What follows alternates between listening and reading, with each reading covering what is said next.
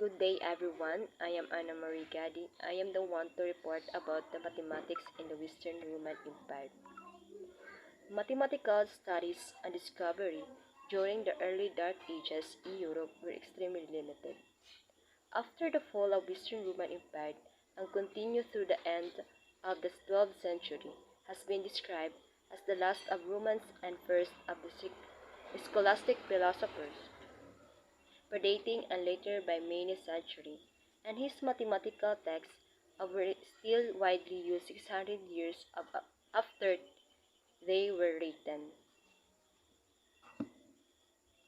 During the second half of the 11th century, some important political developments helped, helped raise Europeans' consciousness of ancient Greek mathematical work and more recent advantages by India and Arabic mathematicians.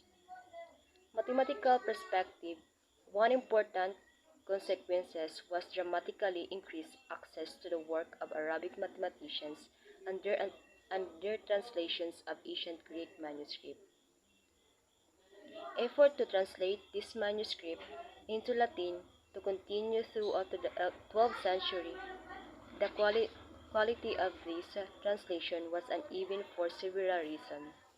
For example, in some cases the Arabic manuscripts were themselves imperfect translations from Greek, and in other cases the translations were based upon manuscripts in very poor condition, but this was an important step to promoting mathematics.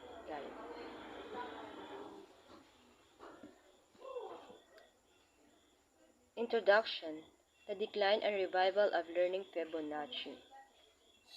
The Dark Ages. First, George played a big part in learning monastery schools. Second, Charlie Magny, 742 to 814. Third, appointed Alcuin of York his education advisor, very successful, very obey, and arithmetic, geometry, music, grammar, and logic. Carolingian manuscripts were proportioned a readable script that could be easily written and read, source of our written alphabet. Gerard Abremana, 1114, 1187. The Italian translator of scientific book from Arabic into Latin. He worked into Toledo, Spain, and obtained the Arabic book in the libraries at Toledo. Adelard of Bath, 1090 to 1150.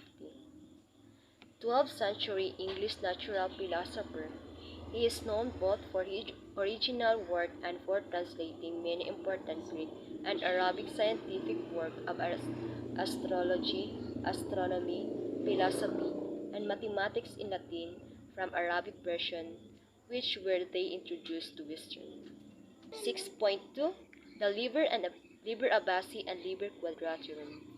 The Hindu-Arabic numeral system. First, this is the 10 symbols that represent the decimal system. Second, originated India, 6th or 7th century. Third, introduced to Europe through the writings of Middle Eastern mathematicians. And last, Al-Khwarizmi and Al-Kindi, 12th century. So this is Leonardo Pisa.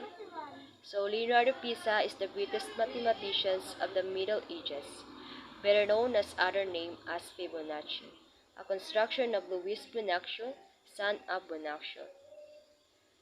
As a young man, he traveled in the countries of the Mediterranean. Advantages of Hindu-Arabic decimal system. Last, Liber Abaci, Book of Counting, explained the virtues of this number system, in order the Latin race might no longer be decent in that knowledge. So these are the written number symbol appeared in India before the dawn of the Christian era. So first, 3rd century BC. Second, Brahmi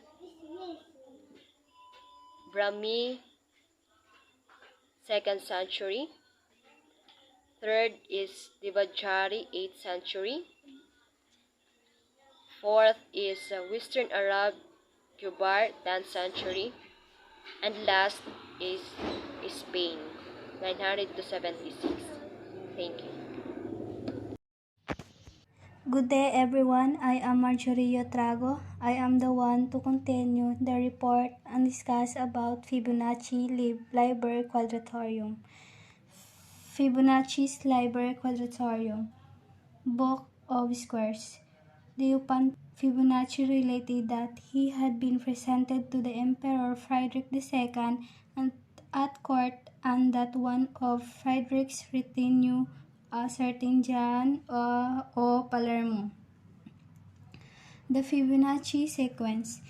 It is ironic that Fibonacci is remembered today mainly because a 19th century French number theorist, Eduardo Lucas, attached his name to a sequence that appeared in a trivial problem in the Liber Abaci.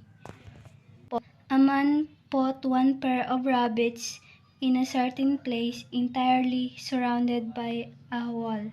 How many pairs of rabbits can be produced from that pair in a year? If the nature of these rabbits is such that every month each pair bears a new pair which from the second month on becomes productive. So this is the table of how growth of rabbit colony. Another example. The next is the Fibonacci sequence is one of the earliest recursive sequences in mathematics work. Fibonacci himself was probably aware of the recursive nature of his sequence, but not until 1634, by which time mathematical notation had made sufficient progress did Albert Gerard write the formula in his posthumously published work, L'arithmétique des Simons de Broche. It may not have escaped by your attention that successive terms of Fibonacci sequence are relatively prime. We will establish next. So these some properties of Fibonacci numbers.